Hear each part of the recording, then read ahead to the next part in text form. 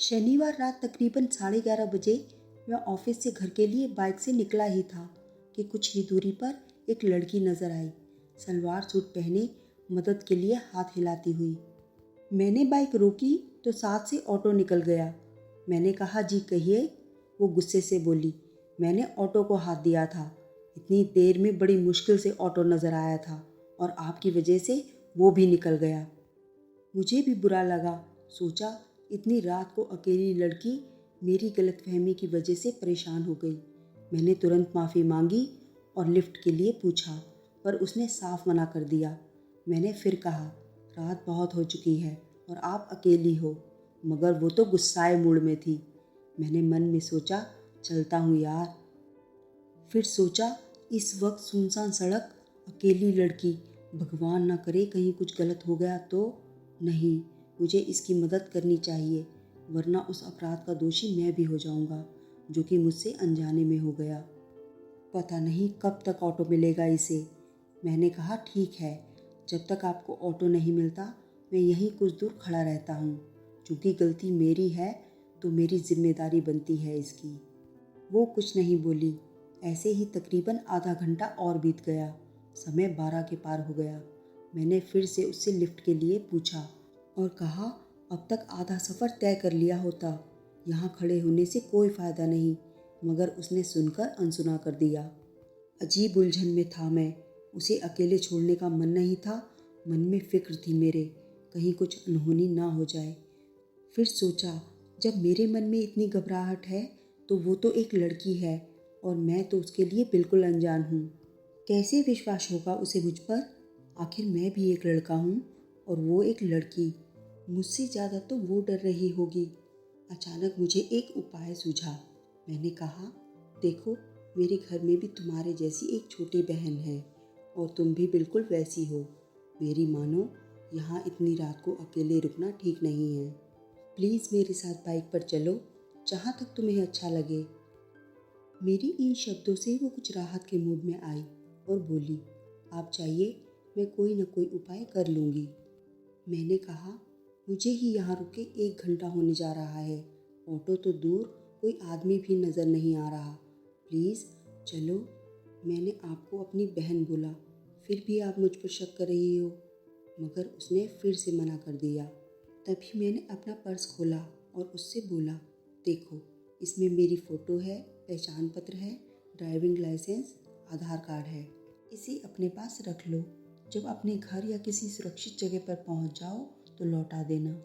उसने मेरे पर्स में से मेरा आधार कार्ड निकाला और पढ़ा, दीपक। हाँ, मेरा नाम है। देखो, अब प्लीज़ मना मत करना। तुम्हारे घर में तुम्हारे मम्मी पापा भाई बहन इंतज़ार करते होंगे।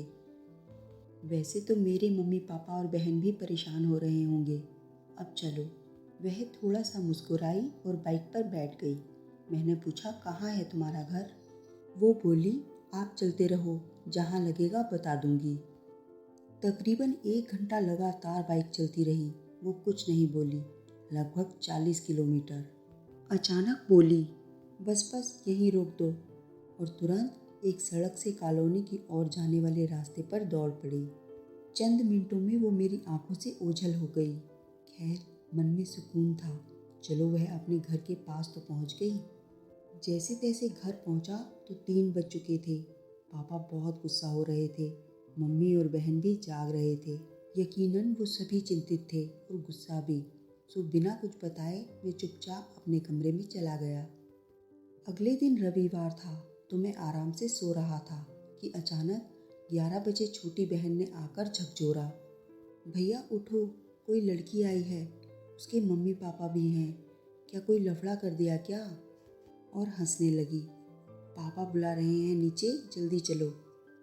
पागल है, मैं और लफड़ा, शैतान कहीं की। अधकच्ची नींद में तुरंत बनियान पहने नीचे आया। देखा तो वही रात वाली लड़की और एक अंकल आंटी साथ में थे।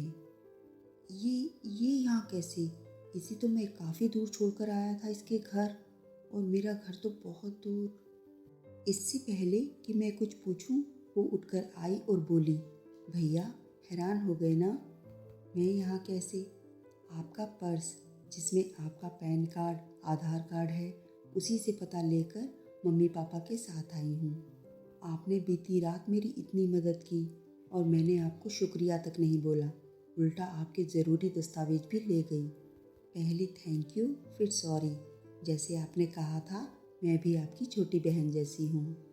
इसके बाद उसके मम्मी पापा ने मुझे ढेरों आशीर्वाद दिए और काफ़ी देर तक वो मेरी तारीफ़ें करते रहे।